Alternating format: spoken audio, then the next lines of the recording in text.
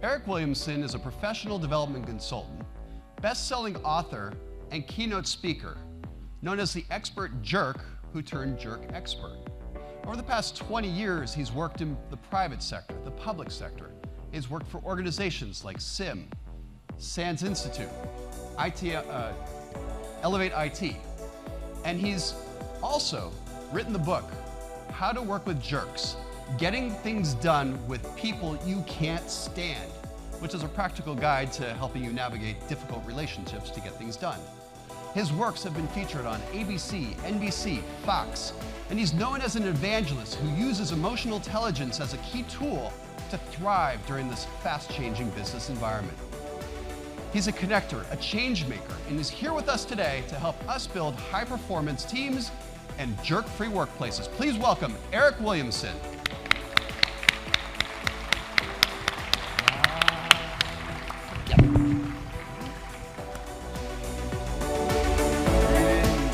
In Boston, it's so good to be back.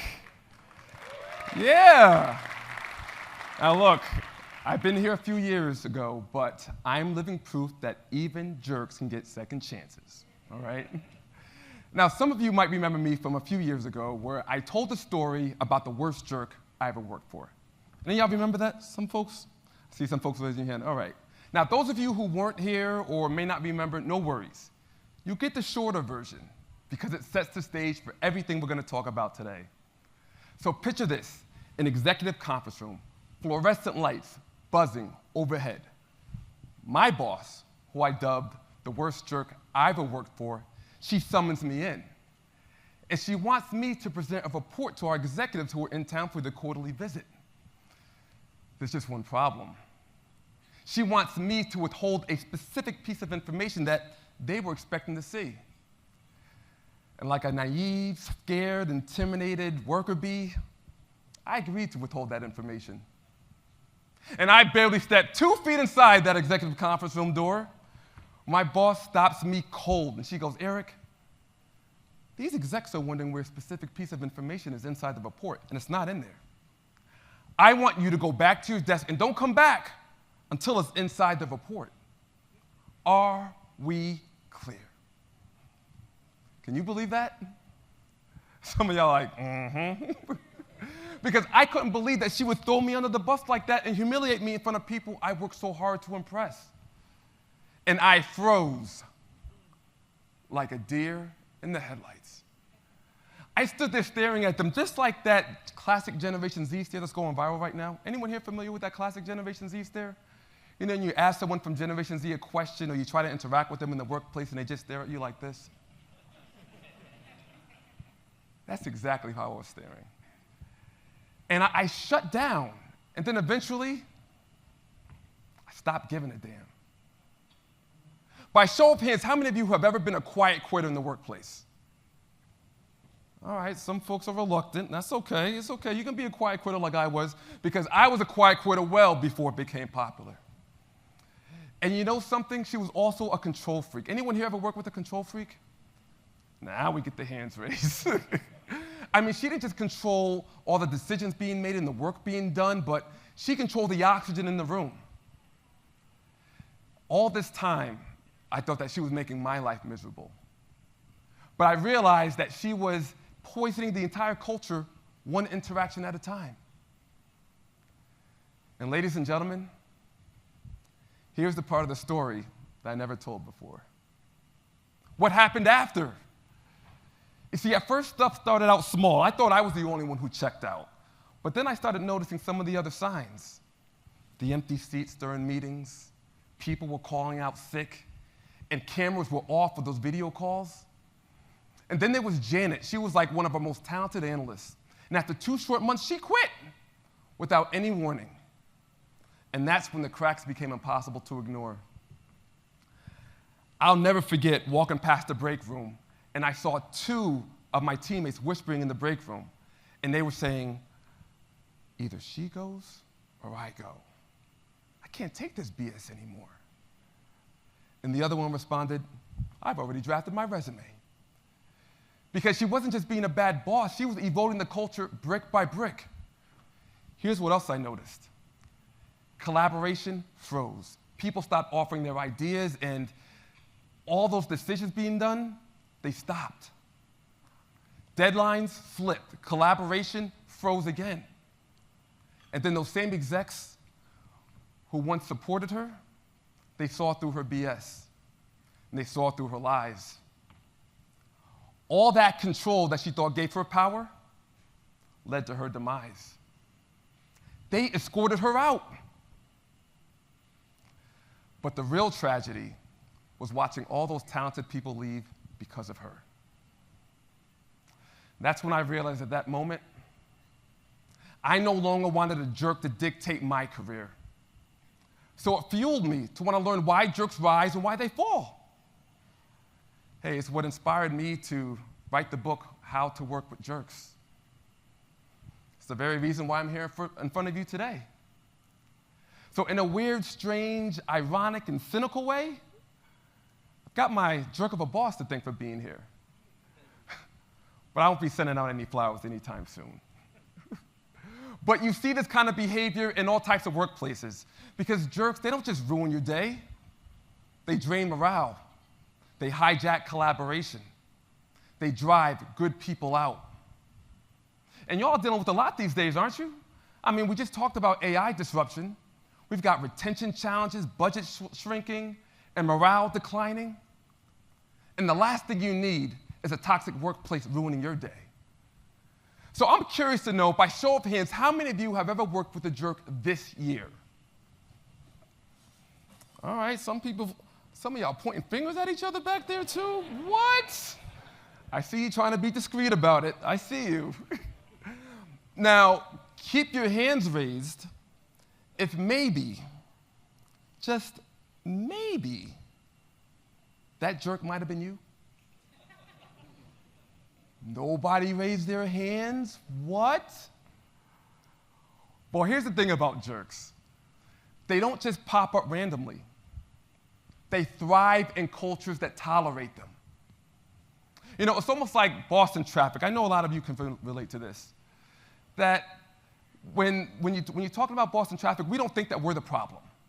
But that Mass Pike doesn't always get backed up just about all the time. Which is why the topic of my talk today is called the Jerk-Free Workplace. 5 culture shifts high-performing teams make. Because high-performing teams, they're not jerk-free because they're perfect. They're jerk-free because they give people space to be human. And you know something? Creating this kind of culture is not happening in calm, steady environments, is it? You're all leading right through the storm, right through that nor'easter. The change of pace is brutal. AI is no longer on the horizon, right? I mean, we live it, we breathe it every single day. And if you ask tech leaders like Brian and Sue and Lori and David and Beth and Anisha, they'll all say the same thing. The pressure is relentless. So before we start talking about these 5 culture shifts, let's first talk about the state of the world in which you're leading in. Because right now, y'all are leading a team, and it feels more like assembling a plane while flying it through a storm or through that nor'easter. You all are dealing with AI FOMO. Some of us, we want that shiny new tool. But do we really ask the question why? What we need it for? For what specific reason? We just want to be in the in crowd. We have a fear of irrelevance. Will AI replace me, or will it be some kid who knows how to use it better? We have overload. I've talked to plenty of you today.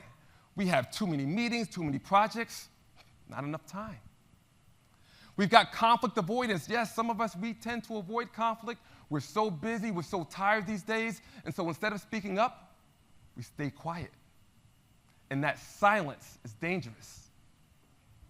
And then finally, we're doing more with less. Doesn't matter how much we use AI to make our jobs efficient, we are still doing more with less, from budgets to morale to retention, all being strained.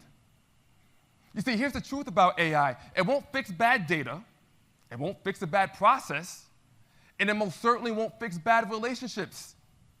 It just exposes them faster, which is why culture is such an important thing that matters now more than ever. These aren't tech challenges, These are people challenges.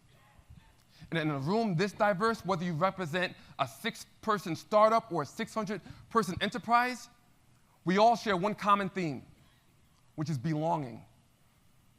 We lean in more when we feel seen, heard, and valued, regardless of your role or your resume. But let's be real. Dealing with this kind of belonging, trying to create this sense of belonging, it's not easy. Matter of fact, it feels a lot less like leadership and more so like, I don't know, like finding your friend at Fenway during game day is chaotic sometimes, right? You're walking around different directions, trying to find the person you're with. You can't get any cell phone coverage. But when you do find that person, when they do feel seen, when they do feel heard, and part of something bigger, that's when the magic hits. That's what leaders lean on when the pressure hits. And we're dealing with some pressure these days. But what if your team just didn't survive pressures, but thrived in it? That's exactly what happens when you embrace these 5 culture shifts.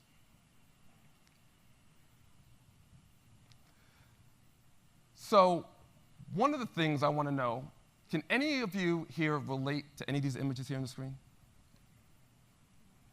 Anybody here ever work with the Lumbergh from The Office? See, I know we have a certain name that we use to describe some of these images in the screen, don't we? I'm sure there's a specific name that we use to describe the people that make us feel like this, right? And I'm sure that name is probably something we wouldn't want to share at today's conference. So why don't we just call them jerks? So before we talk about these 5 culture shifts, let's make sure we're operating from the same winning playbook and define what a jerk truly is. So I am curious to know, anyone here willing to share what they think a jerk is? We have any brave souls right here. And coaches and assistant coaches, y'all can just be on standby in case someone here would like to share. Oh, we've got someone here in the back. This gentleman here.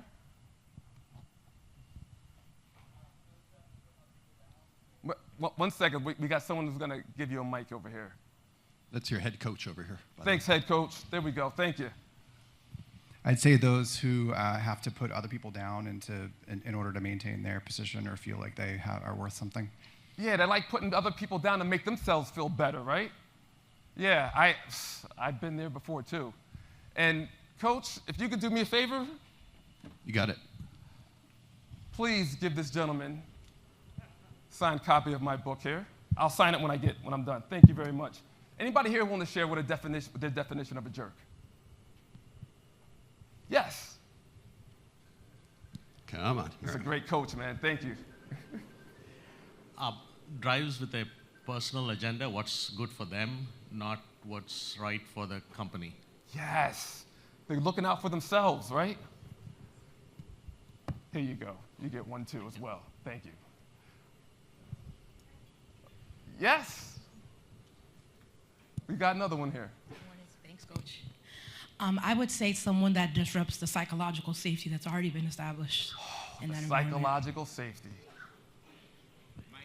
Yes, absolutely. That is the mic drop moment right there. Thank you.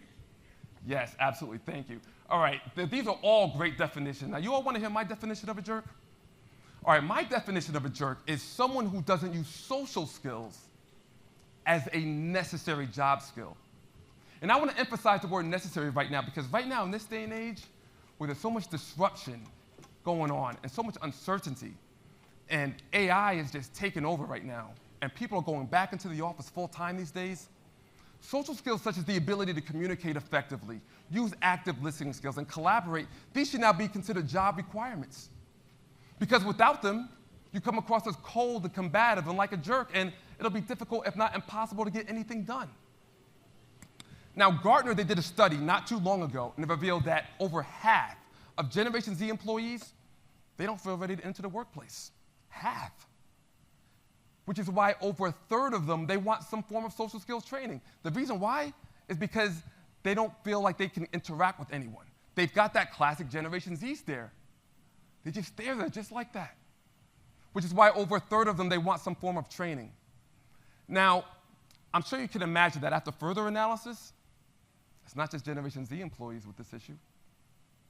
all of our social skills has eroded since 2020.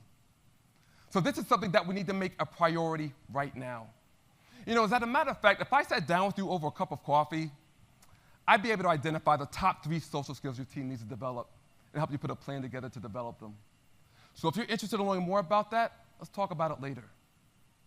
Now, I remember the first time I ran into a jerk. Not the worst jerk, but the first jerk. And this person had no clue that they were the jerk.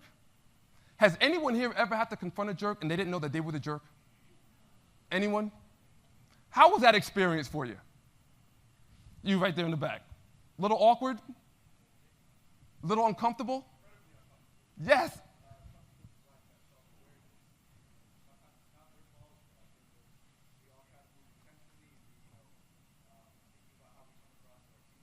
Right. Great. Yeah, I think, I think just being intentional with that self-awareness can really be hard. It's almost like a separate skill set to have. Yeah. A lot of us may just be locked in on the daily grind of tunnel vision. Right. So just emotional intelligence, how we communicate with our team. Thank you very much, man. You are spot on with that. And it was uncomfortable for me too. And I remember my situation just like it was yesterday. I was sitting in my all-white Pontiac Grand Am.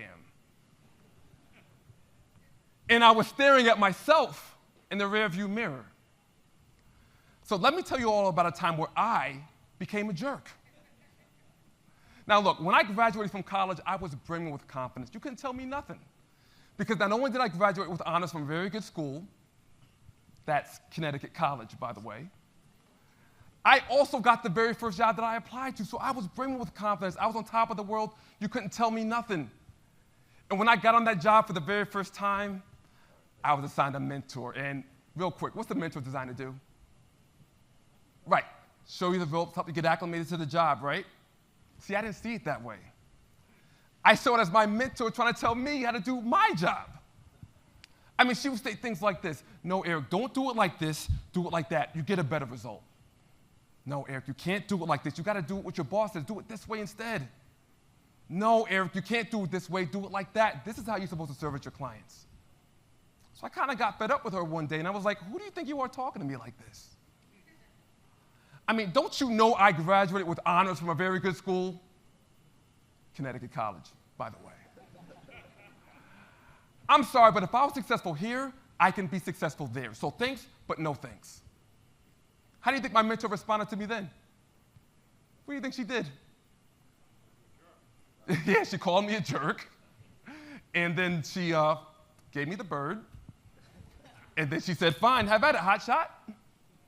But see, not only was I rude to her, I was rude to Charlie. So Charlie, he was the most senior member on the team, and he was a good guy. Rumor had it that he was going to be retiring in the near futures, but he was known for having like the warmest smile, the kind of smile that really lights up the room and makes you feel good about your day. Just like that smile right there. And I remember the first time Charlie introduced himself to me, he said, hi, Eric, my name's Charlie. Pleasure to meet you. Welcome on board. I'm here to help. As I shook Charlie's hand, I responded, I said, hi, Charlie, I'm Eric. I guess I was hired to replace you, huh? Yeah, I was that jerk. I was. And it didn't stop there. Not only was I rude to Charlie, I was rude to my other coworkers as well.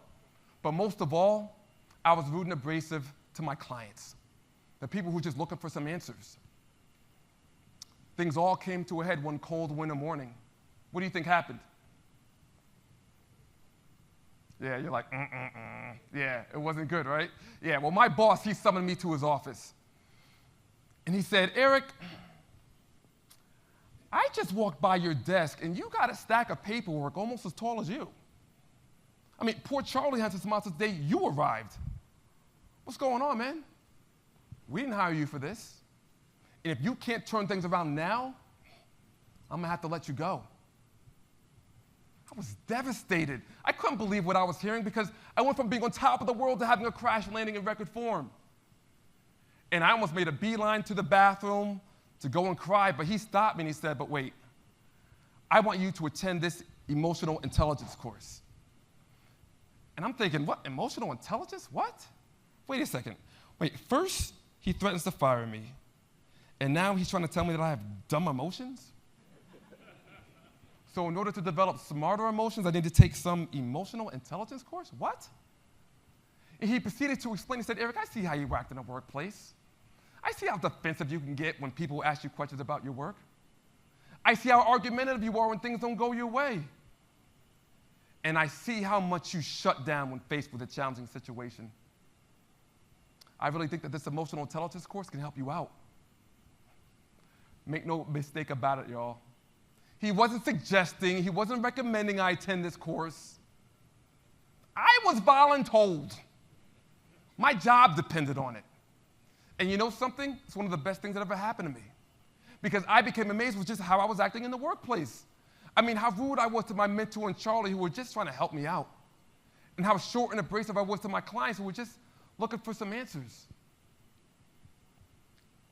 And that's where I found myself, sitting in that all-white Pontiac Grand Am, staring at myself in the rearview mirror saying, I'm a jerk.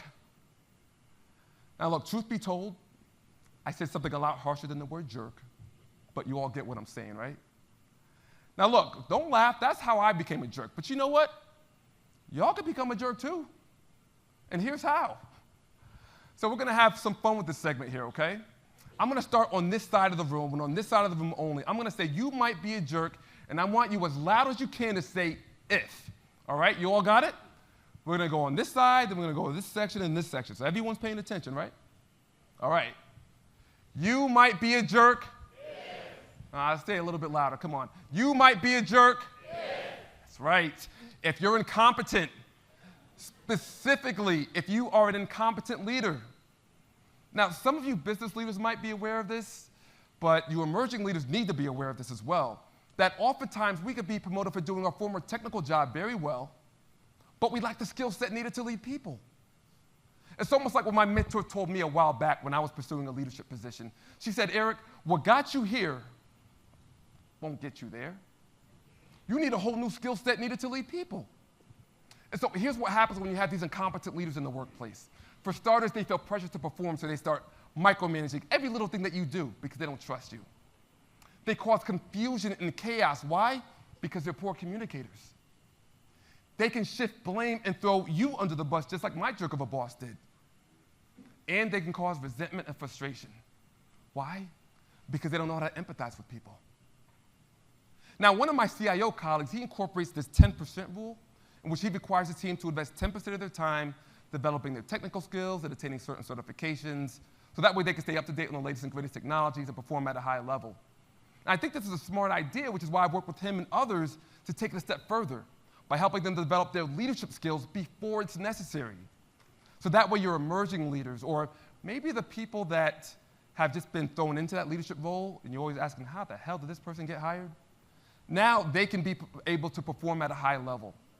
So if you want to know how to incorporate leadership training into your day-to-day or even part of a succession planning strategy, come talk to me afterwards. Now, this side, you ready? You might be a jerk. Yeah, that's a good one. If you learned it from someone else. Heck, if you work alongside a jerk long enough, you likely become one, or you burn out trying not to. I mean, heck, if you work alongside a jerk long enough, you're likely to adopt some of the same habits and same characteristics, and you can unknowingly become a jerk. This side, you ready? You might be a jerk. Come on. You might be a jerk. All right. If you're afraid, not just afraid of change or afraid of failing or afraid of not meeting expectations, but afraid of being overlooked. So what do? Sometimes we talk over people to make our voices heard. Only now you come across as bossy. Or you might be afraid of losing credibility. So what happens? We start micromanaging others to avoid mistakes. Only now you come across as controlling. So even though your intent isn't to become a jerk, this fear can really drive it out of you. So now that you know how you might become a jerk, let's talk about these 5 culture shifts to promote a jerk-free workplace. The first one is shift 1, from command to connection. Now these days, leadership defaults to command and control, giving orders, enforcing rules, expecting compliance. But command and control creates compliance, not connection. High-performing teams, they don't thrive under command. They thrive through connection. And you do that through trust and psychological safety. There you go. Now, trust takes a long time to build, but only seconds to lose. And trust is about saying the silent part out loud. How do you build that trust? Well, you start by empowering your team. Don't micromanage. Don't be like my jerk of a boss who was standing above me, telling me what information to leave in and out of my report. You got to be able to trust that your team can be just as effective as you can in their own way. Latitude is gratitude. So back up, give them the space they need so they can make it happen. One thing I challenge you to do right now, well, when you get back to the office, is identify one transparently honest thing that you can do for yourself or your team. Even if the answer right now might be, I don't know yet. Now, as far as safety is concerned, employees, they appreciate an environment in which they feel open, honest, and vulnerable. Employees need to feel safe enough to ask questions, share their concerns, or even have the courage to say, I don't know yet, without being ridiculed, criticized, or judged unfairly, or risking their job or jeopardizing their career. So how do you do that? You do that by changing the way you do your one-on-ones. By show of hands, how many of you hold one-on-ones in the workplace? Good. Any brave souls out there willing to share what they discussed during their one-on-ones at a high level? Anybody here? Yeah, here we go.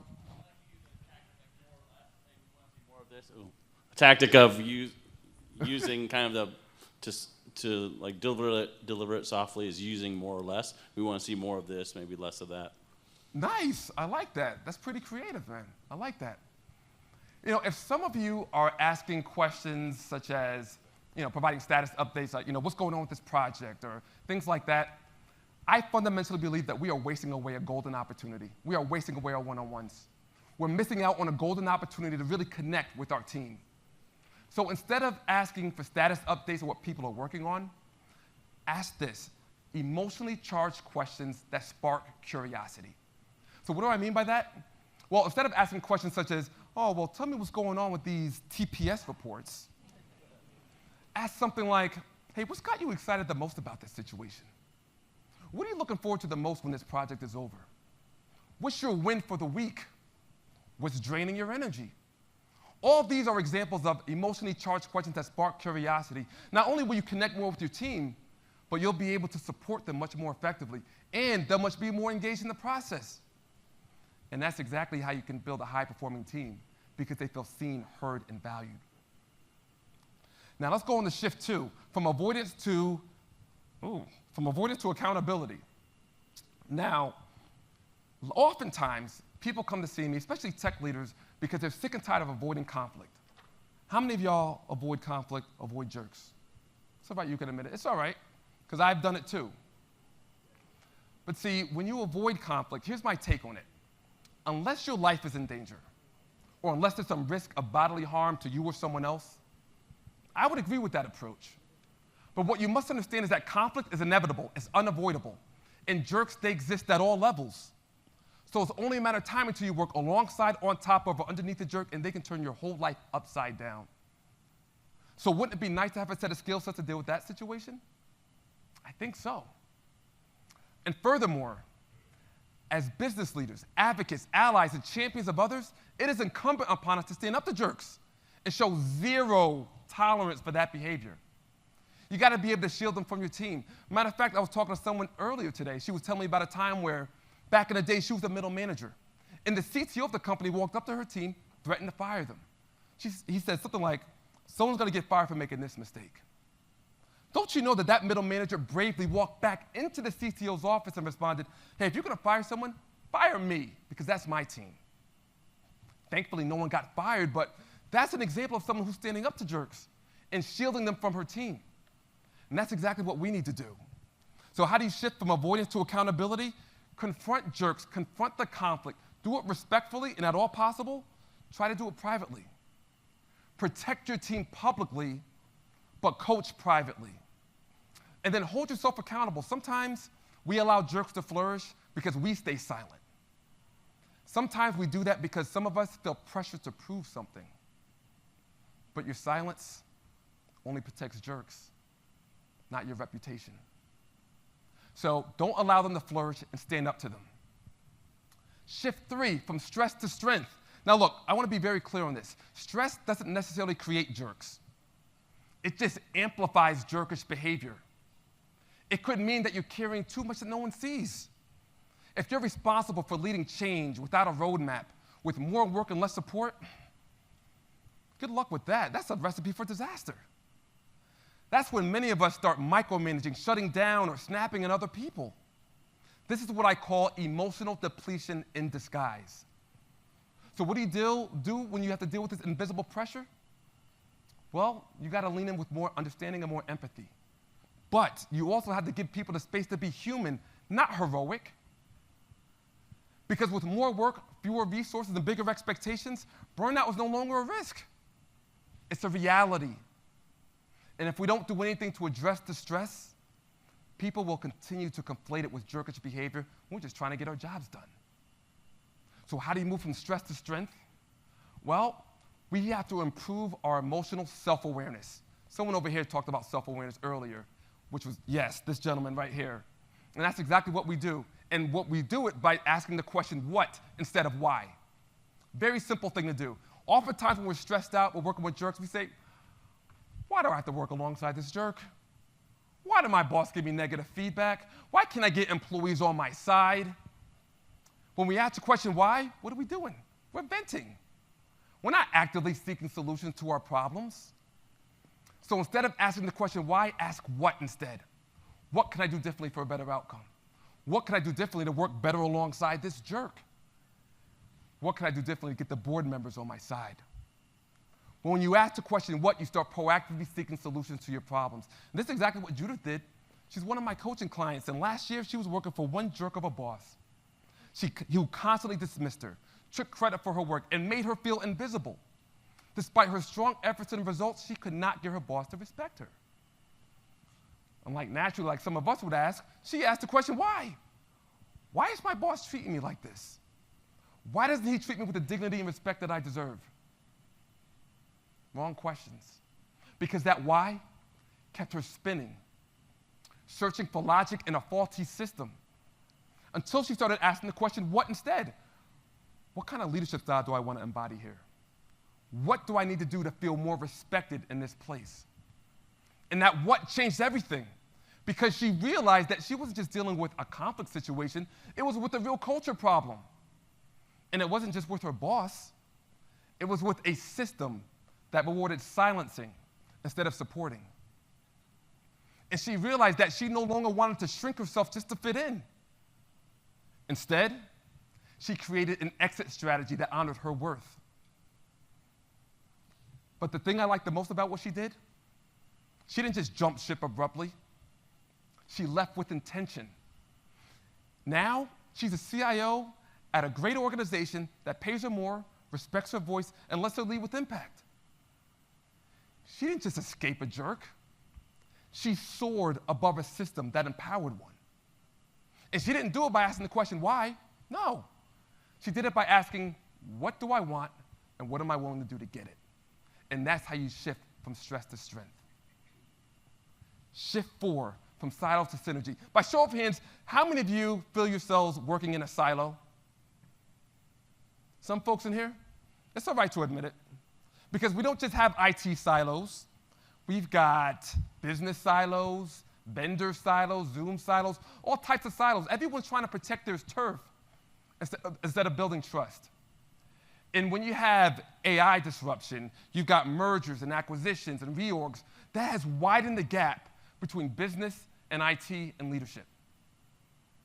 Because right now, when silos grow, decisions stall, innovation grows, and people feel unseen and heard.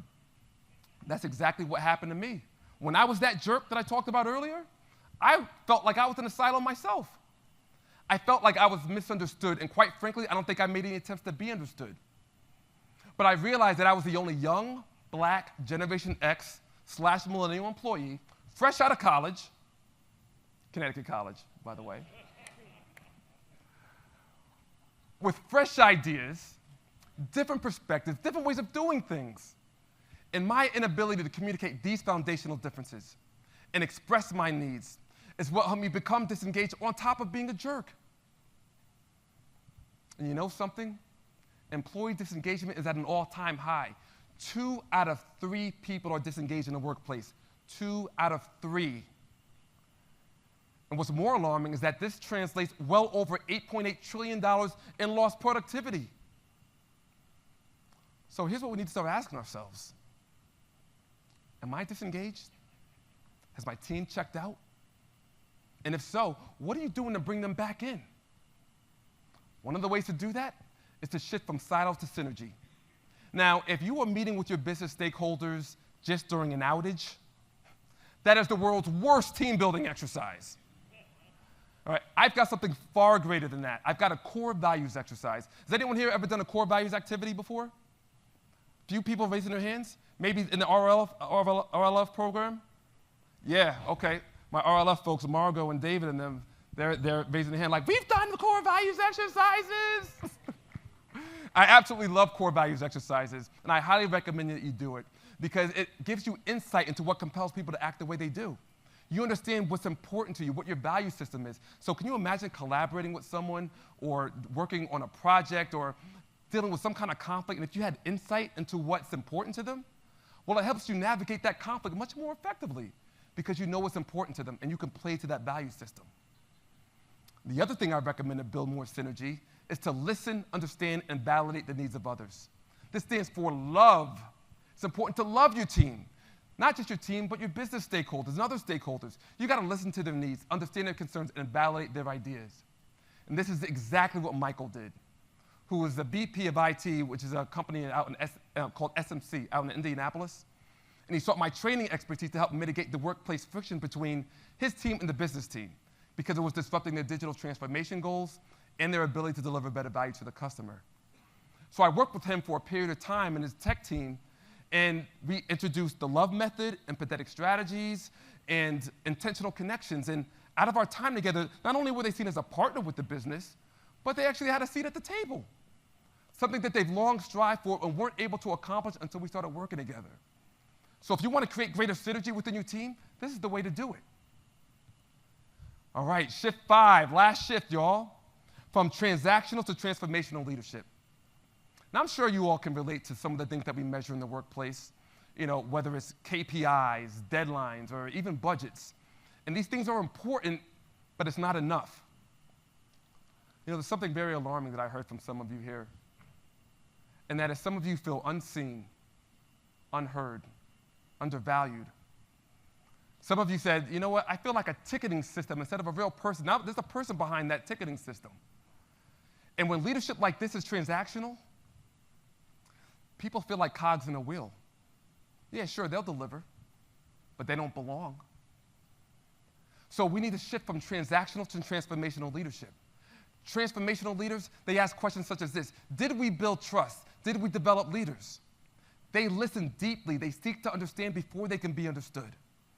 They build a bridge across silos, just like I was talking about in shift 4. And they never miss out on an opportunity to coach, mentor, and grow others. Now, another way to practice that, transformational leadership, is via the AAA method. And it stands for Assess, Analyze, Act. This is outlined in my book, How to Work with Jerks. Now, this helps you diffuse tense situations, mitigate conflict, and avoid those knee-jerk reactions. You know those knee-jerk reactions when we allow our emotion to get the best of us? Well, this keeps it in check. Here's how it works. The first step, assess the situation. Oftentimes when we're stressed out, we're working alongside this jerk, our body tells us this. Our heart could beat fast, our palms could get sweaty, we could furrow our eyebrow, clench our jaw. Anyone here have any body triggers? What's your body trigger? You. You get red? What'd you say? You can't breathe. You can't breathe. Yes, I've been there before too. Absolutely. And once you're able to understand what your body's telling you, then you can go into step 2, which is analyze why. Why is my body feeling like this? Well, maybe it's because I'm stuck in traffic, maybe the Mass Pike. And by the time I get to work, I'm going to be inundated with meetings and phone calls. Or maybe I'm sick and tired of working alongside this jerk who's gaslighting me, making me do something that I might regret. Once you analyze, then you go into step 3, which is act, which really means you take a step back and take a more measured approach and respond thoughtfully. let's be real here, y'all. How many of y'all just ignored steps 1 and 2 and go on right to step 3 and just acted? It's all right, you're amongst family, right? And if you did do that, you might have made a bad situation worse. Well, see, this 3-step process puts the guardrails up and keeps you from making that bad situation worse. Now, this is nothing new because Starbucks, they have something similar. They call it the latte method. And if you've ever enjoyed a cup of coffee or pumpkin spice latte at Starbucks, and you've noticed a conflict situation, notice how they practice the latte method. The whole point of this 3-step process is to delay that response until you come up with a more measured approach. Now, that concludes it. Let me just do a quick recap here, and I'm going to conclude with some final thoughts here. Shift 1, command to connection. Ask those emotionally charged questions that spark curiosity. Shift 2, avoidance to accountability. Confront the jerk, confront the situation. Do it with respect, and if you can, do it privately. From stress to strength. Don't ask why, ask what instead. Shift 4, silos to synergy. Practice the love method and make sure that you're able to build stronger relationships with your stakeholders. And finally, shift 5, transactional to transformational. Use the AAA method to build those relationships with people. And here's your action plan. Real simple. Step 1, spot the shift. Recognize where silos and fear or reactivity show up. Step 2, start small. Choose one behavior you'll start or stop. And step 3, sustain the change. Model culture shifts in daily leadership. Now here's my challenge to you. What's one culture shift you'll commit to this week? Jot it down right now. Share it and live it. If you have any questions about it, let me know. And then finally, scan this QR code. You can do so right now. You can get access to all of my awesome resources. You'll get my leader's guide to managing difficult relationships stress-free. You'll get my guide to how to work with jerks to prevent from becoming one yourself. Also, that core values exercise that I talked about earlier, you'll also get access to that as well. And my 5 conflict strategies that you can use regardless of the situation. Now, if you have any questions about this, I'll be around all day today. Now, while you're scanning this QR code, I'm going to leave with some final thoughts. Being able to apply these culture shifts is extremely important because it takes things that are messy and complicated and gives you a clear, intentional way to respond. But this isn't easy for everyone, especially for those of us who tend to avoid conflict. It requires us to lean in when pieces of us feel like falling back, disengaging, or even firing off. And I know what it's like to step outside of my comfort zone. I mean, way outside of my comfort zone. And here's what it taught me about creating this jerk-free workplace. See, a long time ago, I studied abroad to Costa Rica. Anyone here ever traveled to Costa Rica? Yeah, it's a beautiful country, absolutely loved it. And I couldn't wait for that moment. I was so excited. But when my host family picked me up from the airport to take me back to their house, reality set in. Fears and doubts, they just crept up my shoulder and into my mind. I mean, I can remember sitting in that back seat, my palms were sweaty, knees shaking. My heart was racing 100 miles an hour. I couldn't even breathe because I realized something at that moment. I realized that I committed to something that I wasn't fully prepared for, and there was no turning back. I couldn't speak Spanish. Not one word. Not sort of a lie. I knew how to say hola, como está, which means hello, how are you, right? But I already said that when I met them at the airport. So I was out of words to say. And needless to say, that ride home was filled with an awkward silence. You know that awkward silence when you're in an elevator with someone you don't know and you avoid eye contact, you just can't wait for those elevator doors to open. Some of y'all probably did it this morning, all right? Well, that's exactly how I was. And I couldn't wait for that day to end because this was 100 times worse. It took nearly 30 minutes to get back to their house. But when that next day approached, I felt more confident about the next day because I was like, that's the day I'm going to go to school for the very first time, so I'll learn just enough Spanish to communicate with my host family and anyone else. I know that's wishful thinking, but that's all I had at that moment. But when that next day approached, I confidently walked out my host mother's house. And my host mother, she looked at me with the warmest smile. She said, adios, que le vaya bien, Dios la acompaña. Listen, Boston, I didn't know that she was wishing me well on my journey to school and for God to be with me. So I just responded, adios. And I began walking to school. And as I'm walking to school, the inevitable happens.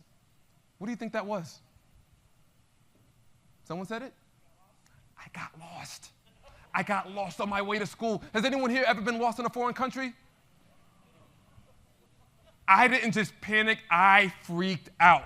I frantically walked up and down the streets. I couldn't recognize any of the names of the streets. I couldn't read any of the names of the street signs. And the more I walked, the more lost I felt.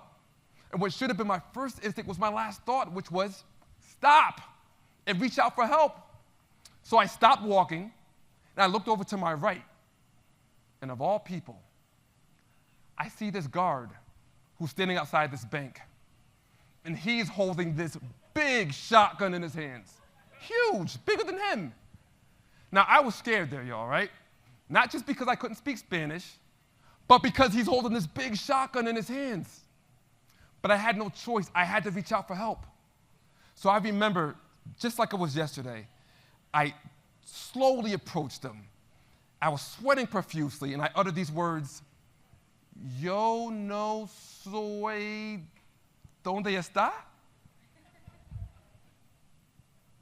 That was the most amount of words in Spanish I ever spoke in my life. Even more than hola, ¿cómo está? But except this time, I didn't make any sense.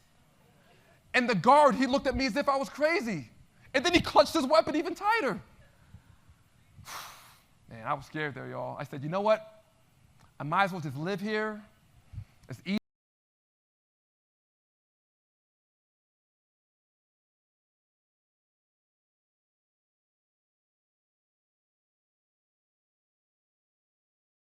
To Costa Rica. Anyone here want to guess what those two words were? What'd you say? You're on fire today. Yes. Ayúdame, which means help me. And then I was like, you know what? I had the address to the school in my backpack. So I got to thinking, and I regrouped, and I said, you know what? Let me approach him again. So I approached him again. I said, ayúdame, ayúdame, and pointed to the address, hoping he'd draw the connection that I was lost. The guard was not having it. He snatched a piece of paper from my hand so fast. He looked down at the piece of paper.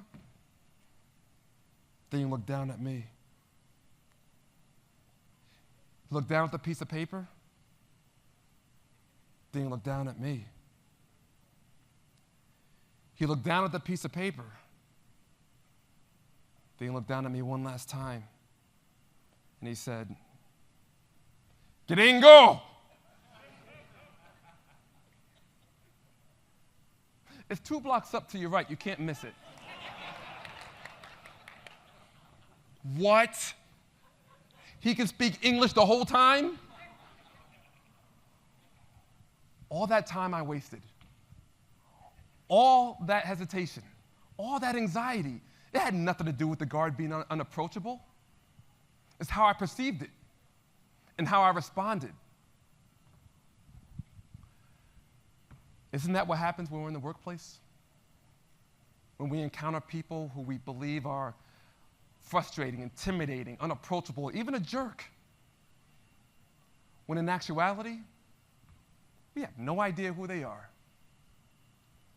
But when you assess what might be going on inside you, analyze what might be driving their behavior, and act with intention, you can open doors that you never knew were there. So, Sim Boston, I leave you with this.